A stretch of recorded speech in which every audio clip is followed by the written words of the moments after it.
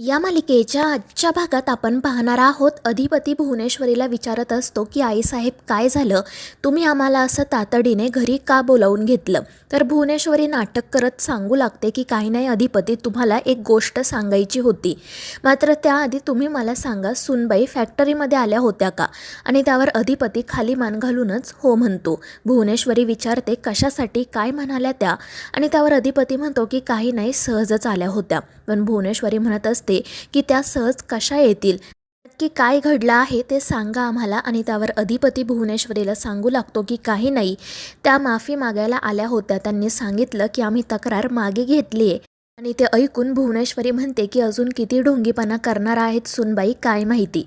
पोलिसांनी त्यांच्याकडे जेव्हा पुरावे मागितले तेव्हा त्यांच्याकडे कोणतेही पुरावे नव्हते आणि मग नाईलाजाने त्यांना तक्रार मागे घ्यावी लागली. आणि आता तुम्हाला येऊन सांगतायत की आम्ही तक्रार मागे घेतली, आमच्याकडून चूक झाली. खरंच मला त्यांचं हे वागणं अजिबात पटत नाही आहे. तर अधिपती म्हणत असतो की आम्हीसुद्धा त्यांना हेच बोललो, मात्र त्या आम्हाला समजवण्याचा प्रयत्न करत होत्या की अधिपती माझ्याकडून चूक झाली, मी पुन्हा असं नाही करणार. आणि एका क्षणासाठी मला असं वाटलंसुद्धा की त्यांच्यावर विश्वास ठेवावा, कारण त्या जे काही बोलत होत्या ना ते खरं आहे असं मला जाणवलं. आणि ते ऐकून भुवनेश्वरी घाबरते. ती लगेच अधिपतीला म्हणत असते की अधिपती, त्या आज तुम्हाला भेटल्या आणि लगेच तुम्ही त्यांची बाजू घ्यायला सुरुवात केली का.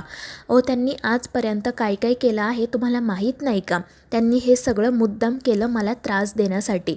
आणि तुम्हाला त्या लगेच खऱ्या वाटायला लागल्या का. त्यावर अधिपती म्हणत असतो की आईसाहेब असं नाही आहे, पण मला खरंच असं वाटलं की एकदा त्यांचं बोलणं शांतपणे ऐकून घ्यावं, त्यांचं नेमकं काय बोलणं आहे ते समजून घ्यावं. म्हणजे नेमकं असं काय घडलं होतं की मास्तरीणबाईंनी एवढा टोकाचा निर्णय घेतला. आणि अधिपतीचं ते बोलणं ऐकून भुवनेश्वरीला संक्रांतीच्या दिवशी घरी घडलेला प्रकार आठवतो. मात्र ती याबद्दल अधिपतीला काही सांगत नाही. उलट ती अधिपतीला असं म्हणते की मला असं वाटतं की या सगळ्यामागे सुनबाईंचा तो मित्र मदन आहे. दुसरीकडे मदन अक्षराला म्हणत असतो की मी आज पहिल्यांदाच अधिपतींना भेटलो, मात्र माणूस म्हणून तो अजिबात चांगला नाही आहे. आणि ते ऐकून ओंकार म्हणतो की असं नाही आहे, अधिपतीचा स्वभाव खूप चांगला आहे. जर का तो चिडला तर तो काहीही बोलतो, मात्र त्याचा राग तेवढ्या पुरता असतो. तर अक्षरासुद्धा त्या मदनला हेच सांगत असते की अधिपती खरंच मनाने आणि स्वभावाने खूप चांगले आहेत. आत्ता आमच्यामध्ये थोडे गैरसमज झालेत म्हणून ते असे वागले. पण तो मदन काही ऐकूनच घेत नाही. उलट तो म्हणत असतो की माझ्यावर त्याचं फर्स्ट इम्प्रेशन अजिबात चांगलं पडलेलं नाही. कसा आहे तो माणूस आणि कसा वागला तुझ्याशी, तू कसा काय त्याच्यासोबत संसार करते. तर अक्षरा म्हणत असते की मदन तू उगाच काहीतरी बोलू नको. अधिपती चांगले आहेत हे सांगते ना मी तुला. आणि जर तुला माझ्यासोबतची मैत्री राखायची असेल ना तर तुला त्यांना आवडून घ्यावंच लागेल. आणि ते ऐकून मदन म्हणतो की अक्षरा ही काय जबरदस्ती आहे, म्हणजे तू या सगळ्यामध्ये आपली मैत्री कशाला आणतेस. मला तो माणूस नाही आवडला तर नाही आवडला ना, उगाच माझ्यावर जबरदस्ती का करते. तर अक्षरा म्हणत असते की हो करते जबरदस्ती. तुला जर माझ्यासोबतची मैत्री कायम ठेवायची असेल ना तर तुला त्यांना आवडून घ्यावंच लागेल.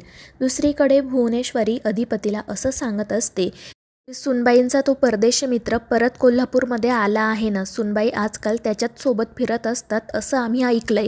आणि ते ऐकून अधिपती म्हणतो की आईसाहेब तुम्हीच म्हणता ना कानामध्ये आणि डोळ्यांमध्ये 4 बोटांचं अंतर असतं, आपण जे ऐकतो ते खरं आहेच असं नाही. तर भुवनेश्वरी म्हणत असते की हो अधिपती, पण जेव्हा हे अंतर कमी होतं ना तेव्हा आपण जे काही ऐकतोय ते खरं आहे हे मानावंच लागतं.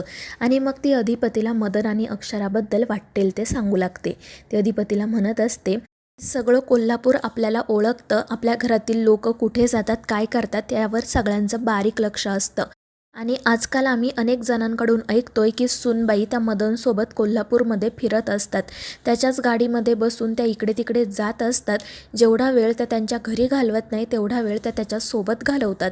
आणि हे सगळं ऐकून अधिपतीला वाईट वाटतं, पण तो या सगळ्यावर विश्वास ठेवत नाही. तो अक्षराचीच बाजू घेत असतो. त्यामुळे भुवनेश्वरी म्हणते की अधिपती तुम्ही पुन्हा चूक करताय, तुम्ही त्यांची बाजू घेऊ नका, जे खरं आहे ना त्यावर विश्वास ठेवा. आणि आम्हाला तर असंही कळलंय की सुनबाई त्याच्या सांगण्यावरूनच हे घर सोडून गेल्यात. पण अधिपती म्हणत असतो की नाही आईसाहेब, तुमचा काहीतरी गैरसमज होतोय.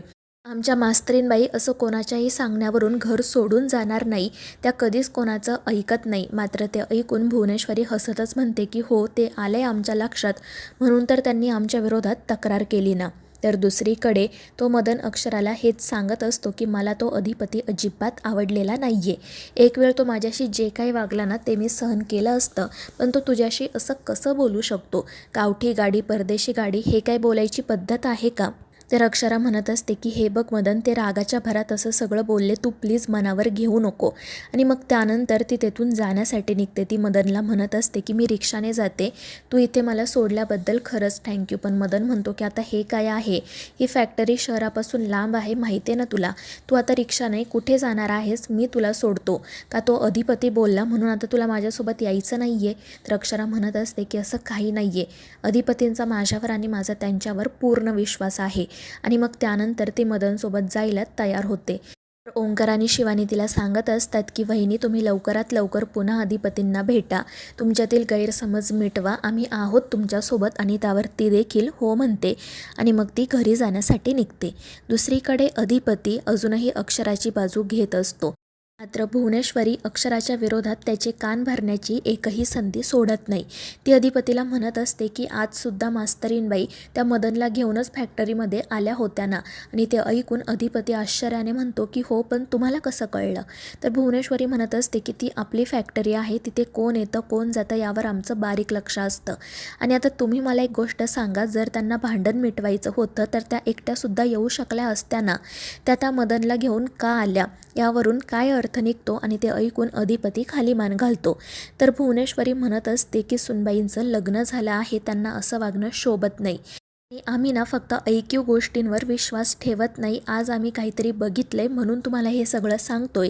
आणि मग त्यानंतर दुर्गीने अक्षरा आणि मदनचा जो व्हिडिओ काढलेला असतो तो व्हिडिओ भुवनेश्वरी अधिपतीला दाखवते आणि तो व्हिडिओ बघून अधिपती तर खूप चिडतो. दुसरीकडे आई बाबा अक्षराची वाट बघत बसलेले असतात. इरा सतत त्यांना विचारत असते की ताईला काय गरज होती बाहेर जायची, तिला घरात बसता येत नाही का? तर आई म्हणत असते की अगं ती शिवानीकडे गेली, तिला काहीतरी बोलायचं असेल काहीतरी महत्त्वाचं काम. मात्र इराला भीती वाटत असते की अक्षरा नक्की बाहेर कशासाठी गेली असेल. आणि मग त्यानंतर ती अक्षराला फोन करायचं ठरवते, पण तितक्यात अक्षरा आणि मदन घरी येतात. अक्षराचा चेहरा पडलेलाच असतो.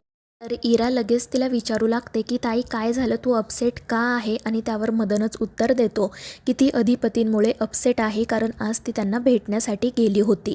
दुसरीकडे भुवनेश्वरी अधिपतीला असं सांगत असते की सुनबाईंचं तुमच्याशी लग्न झालं आहे, त्यांना हे असं वागणं अजिबात शोभत नाही. आणि तो मदनना त्यांच्याशी लग्न करण्यासाठीच कोल्हापूरमध्ये परत आलाय आणि यासुद्धा त्याच्यासोबतच फिरताय, त्याचा काय अर्थ निघतो कळतंय ना तुम्हाला? सगळ्याचा फक्त एकच अर्थ आहे आणि तो म्हणजे सुनबाईंना त्यांच्या नवऱ्याची म्हणजे तुमची किंमत नाही आहे, त्यांना तुमच्यापेक्षा जास्त कोणीतरी जीवाभावाचं भेटलं आहे. आणि भुवनेश्वरीचं असं बोलणं ऐकून अधिपतीला मग घडलेला एक एक प्रसंग आठवू लागतो आणि तो रागाच्या भरात मोबाईल फोडतो आणि तेथून निघून जातो. भुवनेश्वरी मात्र हसतच म्हणत असते की चला, शेवटचा घाव अगदी वर्मी लागला. तर मित्रांनो, या मालिकेच्या पुढील भागांमध्ये आपण पाहणार आहोत मदन अक्षराला म्हणत असतो की अगं कसा आहे तो अधिपती, तू कसा काय त्याच्यासोबत संसार करणार आहे? तर इरासुद्धा त्याची साथ देत असते आणि त्यामुळे अक्षरा खूप चिडते. ती मदनला बजावते की या सगळ्यापासून तू दूर राहा, अधिपतींची मी बायको आहे, काय करायचं हे मी ठरवेल. तर दुसरीकडे भुवनेश्वरी मात्र अजूनही अधिपतीच्या मनात अक्षराविषयी विष कालवतच असते. तर मित्रांनो, या मालिकेच्या पुढील भागांच्या अपडेट्ससाठी आपल्या चॅनेलला सबस्क्राईब करा.